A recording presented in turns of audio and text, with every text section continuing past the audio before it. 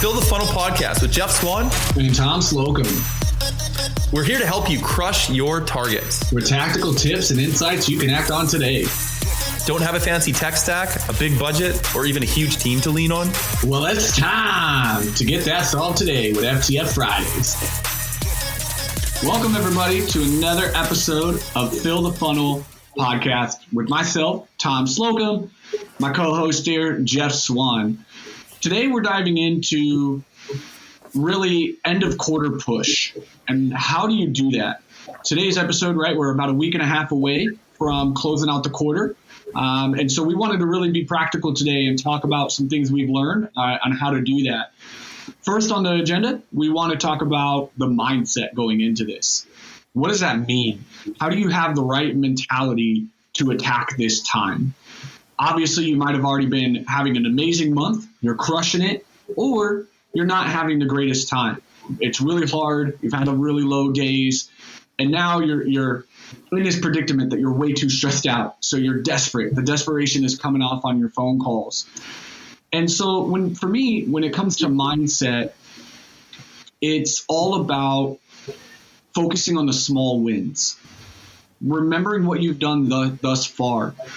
We had somebody in our little community, Rev League, that went through this, went on a vacation break, came back, and the momentum was just lost. And so for a few days, there was a little bit of freak out mode. Oh, things are running down. But then, they wanted to attack and change all their process. Well, maybe I got to switch things up. No. Right, Jeff? We don't want to do that. Trust the process. Trust the process. Know what you've been doing thus far is the secret sauce. It's never failed you before. There's just a moment where, you got a little bit of a hiccup. But having that right mindset to focus on those small wins will help you through this next few days, because you'll know that, hey, I've already got 10 this month. I've already got 15 this month. I've engaged with people. They're there. And I got to remember that and just keep trusting the process. Keep doing the behaviors that work. And I promise you, it will pick itself up. What do you think about mindset, Jeff, during this time? And how have you found ways to really pump yourself up going into this kind of time period?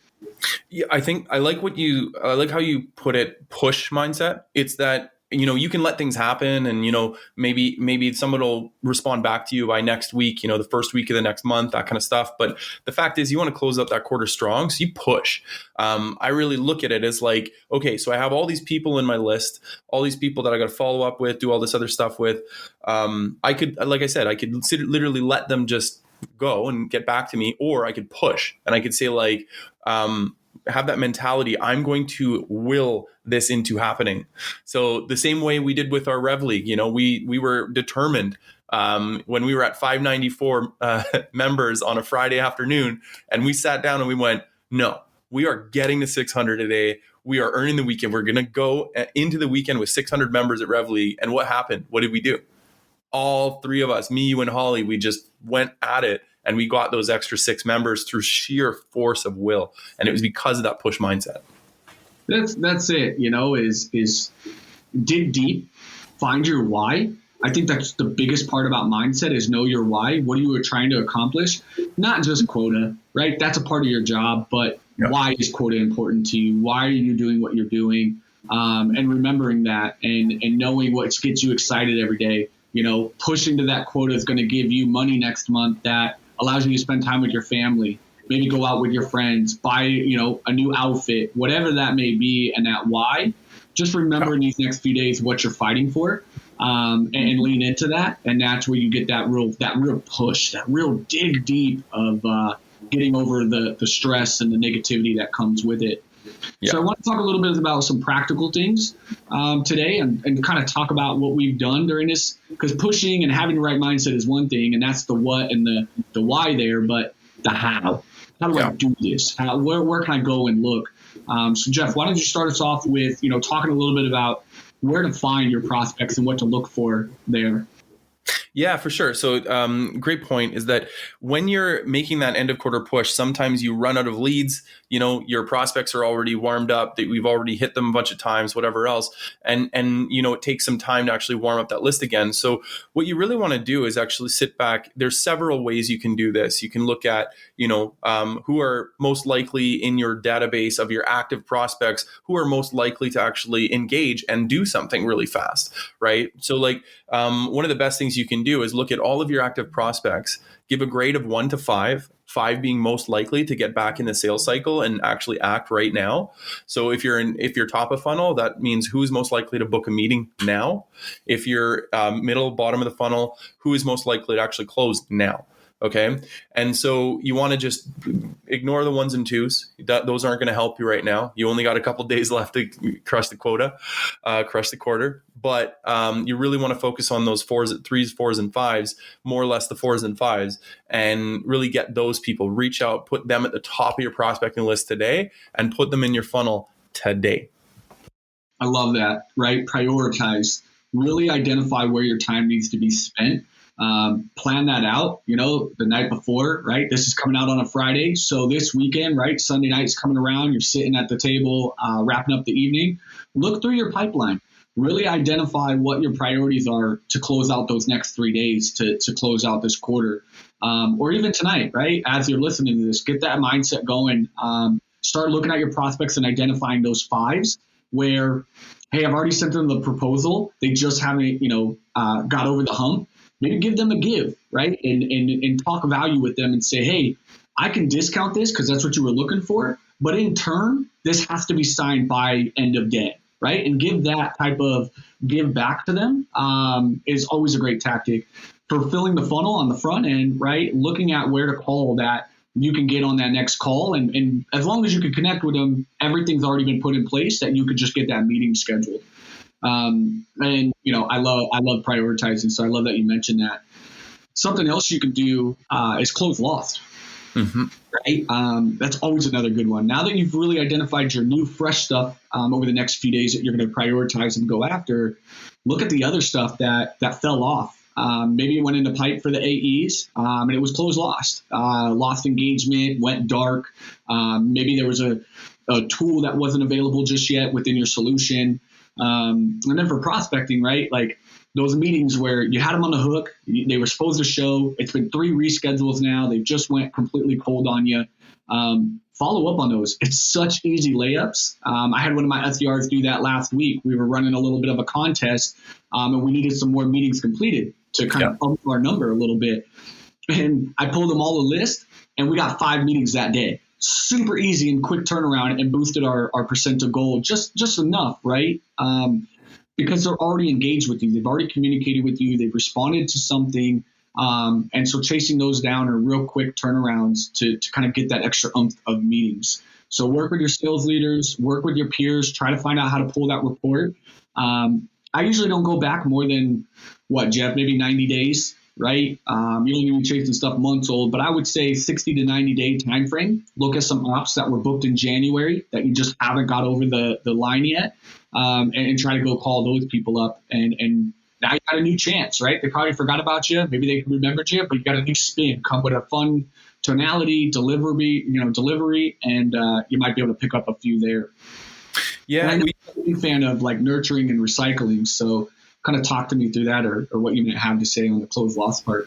Yeah, well, just one thing on the closed loss. I actually do like going after kind of older ops, like ops where there might have been some turnover, there might be some new people in the seats, right? So like as an example, you might have a closed loss from a year and a half ago, and it was with the VP of sales or VP of marketing or whatever that is no longer with the company and somebody new is in place. Well, you can pick it up and say, hey, look, I was having a conversation with so-and-so about this and it wasn't a right fit at the time, but we figure, is now a time to kind of reach out and get started, right? Something like that is really, really helpful.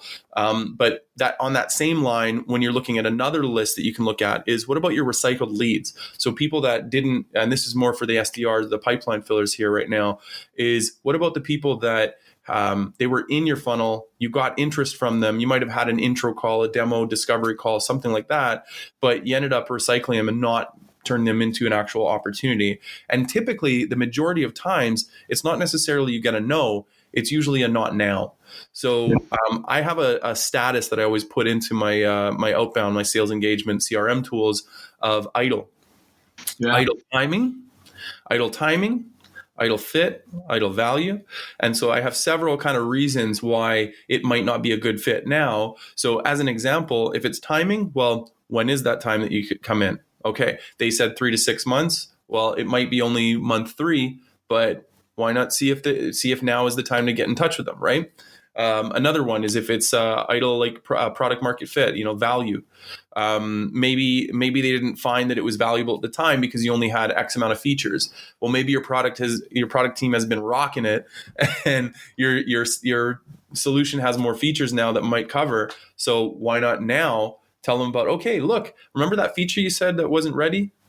That you needed, that was a must-have? Well, hey, now we have that feature. Is now a time to renew, right? So there's so many different reasons, and maybe even just so many other reasons, but it's always helpful. It makes for better outreach if you can tie the recycled reason with why you're reaching out again. But if you don't have that data, it's fine. Just talk the list. Anybody that's not explicitly qualified, like I cannot work with these people, then recycle, pick them up, bring them back in your funnel. No, I love that. I've done, if you're fortunate enough to have inbound leads within your structure, right? It's always good, to check back in. I also look at recycled for competitor choice. So I'll run, 3 months later. Let's say I called somebody in January and they already found a solution. I always do a temperature check 3 months later. Because just because they selected somebody doesn't mean it's going to be great. You got to check in and say, hey, and not checking in. Okay. The worst thing you can ever do, don't bump, hey, just checking in, but straight up be genuine. And something Morgan Ingram and Ronan and us have talked about before is when the greatest thing you can lead with in a question is, hey, Jeff, out of curiosity, how are things going? When you say out of curiosity and the way you deliver it in your tone, people are so more willing to talk to you because you kind of give that little bit of like piqued interest of, hey, out of curiosity, Jeff, how, like if I ask, Brian said it best on the call is, hey, how much do you weigh, Jeff? You're offended. You're not going to ask that and answer that. But if I said, hey, Jeff, out of curiosity, what do you weigh? You would be more receptive to give me that answer because it's just coming from a place of curiosity. So when you're going after your recycles, remember that about your tonality and your deliverability in those pickup conversations, and just throw that extra line in there. Hey, out of curiosity, you picked that provider 3 months ago. I was just curious how that relationship has been going. Were they able to deliver on everything they promised? Tom, no, they didn't. There's still a couple things, or hey, we actually haven't even gotten through the onboarding process, right? Now you've got a little bit of an in, and you can have a conversation and find ways to help them. I booked a meeting just before you get into the next one. I booked a meeting on that exact topic this week. Exact approach that you just said is that, they decided actually to do nothing when we were in the sales process. They decided to, do it internally, manage it internally. And they let me know, I went, out of curiosity, how's it going? Like that kind of thing. And guess what happened? They failed. They failed significantly. They did not find it helpful, and they want to circle back. And let's use who was it? Backtracks and circle backs. Yeah. Let's circle back and have a discussion. No, it's a great approach, and so always a good thing to try. So hopefully you guys find that very impactful. A couple ways to do that. So one other tip that we want to share with you all is second voicing. I discovered this technique a couple years ago, and man, it changed the game for me when it came to end up pushing towards things or losing engagement with people. And so let me backtrack here. And what second voicing is leveraging your boss, your peers, to actually cold call those fives we were just mentioning a little bit ago that are right on the hook. you're leveraging your teammates to call that prospect for you. I've done it for my reps a lot of times. They'll hit me up and say, hey, I booked it with this person. They were supposed to meet on the 24th. They didn't. And I haven't been able to get a hold of them since. Can you try giving them a call for me? I pick up the phone, a new number, new voice.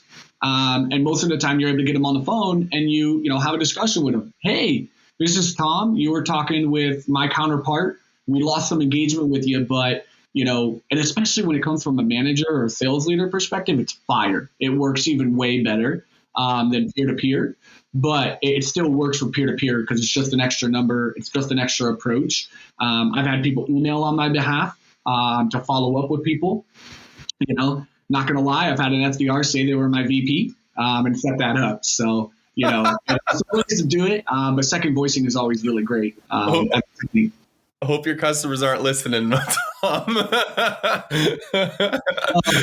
He never act as VP. I'm the VP over here. Looks like Tom booked. We saw some value in meeting with you. We thought we would be able to help. He hasn't been able to get a hold of you. How can I help? That's awesome. Okay. Well, okay. So just to recap, essentially what we discussed in this episode is really making that final push for the quarter. And we talked about 5 really practical ways of doing this. And the first thing starts with your mindset. It's about that push. Just remember in your mind that you are pushing to the end of that quarter. You're not giving up until the last minute. And that mentality by itself affects your actions. It puts you in the right mode to actually get out there and do it. You don't resign yourself to the fact that it's going to be next week or next time. You don't accept later as a response because you have a mindset. Live in the moment, right? Second thing you can do is grade your prospects. So all of the active prospects, the ones you're actually in sequence right now, things that you're calling right now, grade them from 1 to 5. Who are most likely to engage now? So if you're prospecting, who are most likely to get in the funnel and book a meeting today? If you're closing, who is most likely going to make a decision today? Okay.